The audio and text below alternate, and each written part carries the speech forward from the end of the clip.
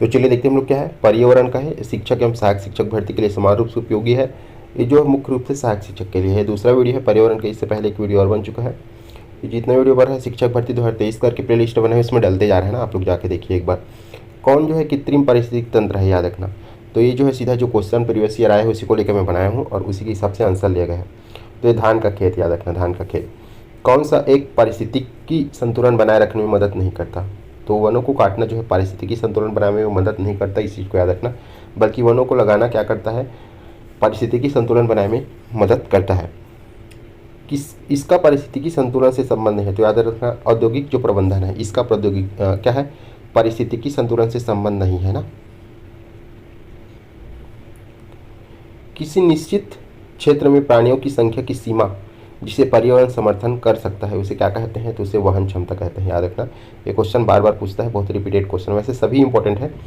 ठीक, अगला आपका जीव द्वारा ग्रहण किए गए स्थान का ही नहीं बल्कि जीवों के समुदाय में उसकी कार्यात्मक भूमिका का भी वर्णन करता है। कौन करता है, तो याद रखना ये पारिस्थितिकी कर्मता ये क्या करता है, इसका वर्णन करता है ना, याद रखना।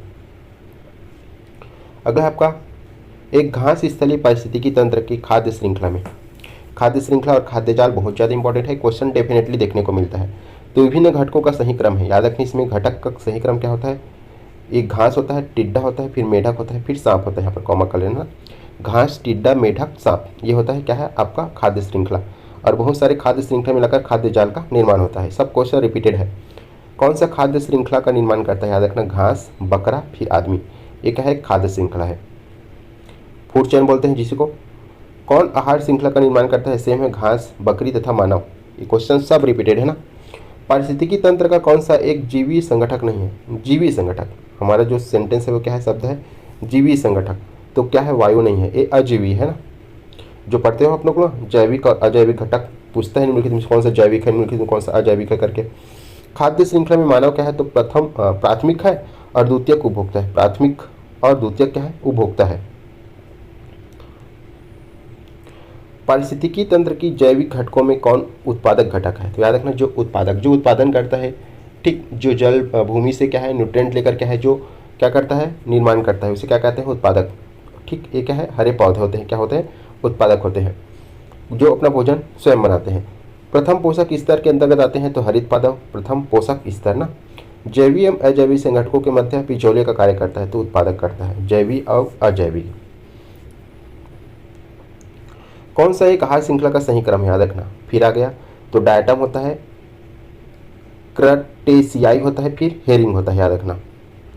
प्रतिशत नियम किससे संबंधित है, मोस्ट इंपॉर्टेंट क्वेश्चन। प्रतिशत नियम आप लोग पढ़े होंगे, ऊर्जा के संरक्षण जो है, ऊर्जा का खाद्य श्रृंखला के रूप में पोषी स्तर से दूसरे पोषी स्तर तक पहुंचना, एक पोषी स्तर से दूसरे पोषी स्तर तक पहुंचना, इसे क्या कहते हैं, प्रतिशत का नियम। और 10% का नियम भी इसी को कहा जाता है, याद रखना।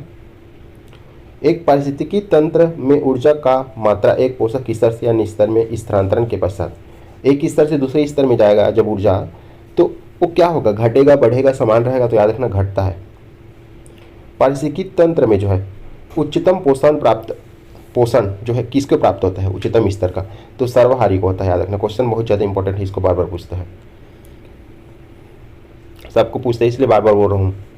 जीव भार का पिरामिड किस पारिस्थितिकी तंत्र में उलट जाता है, जीव भार का जो पिरामिड बनता है, एक बार मैं पिरामिड की जो जितने भी स्ट्रक्चर है या जितने पिरामिड बनाया जा सकता है उसको मैं दिखा दूंगा एक बार। तो ये तालाब का पिरामिड क्या हो जाता है, उलट जाता है।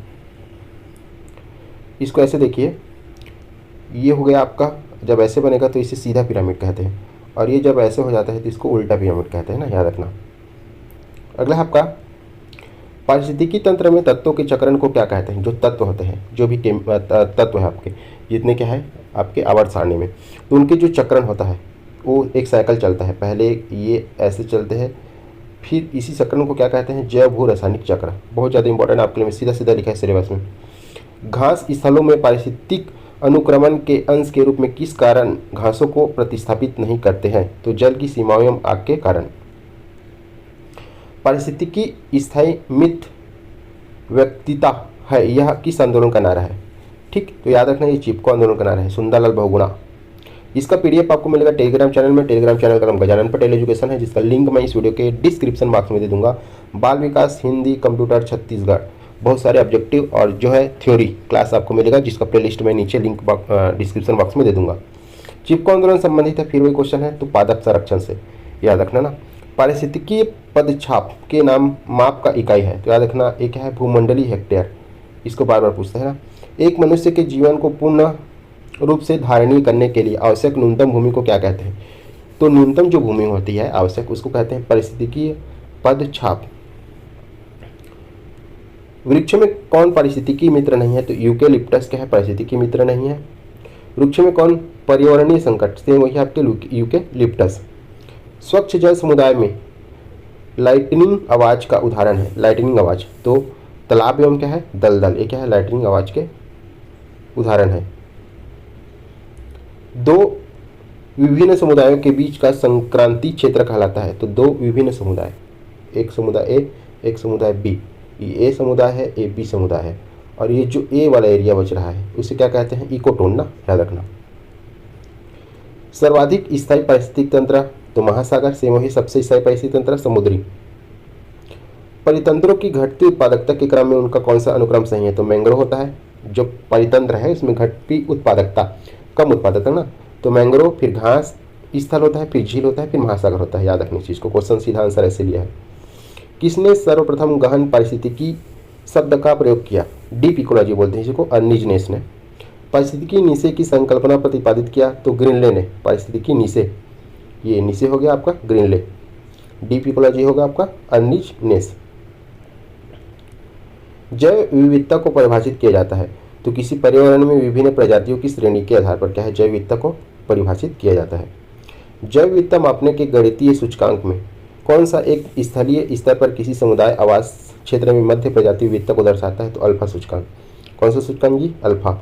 जैव विविधता का अर्थ है जैव विविधता एक निर्धारित क्षेत्र में विभिन्न प्रकार के पादप एवं जंतु। जैव विविधता का सबसे महत्वपूर्ण पहलू पारिस्थितिकी तंत्र का निर्वहन, सबसे महत्वपूर्ण पहलू है ना, निर्वहन कारक। जैव विविधता के ह्रास के लिए सर्वाधिक महत्वपूर्ण कारक है तो प्रकृतिवास का विनाश।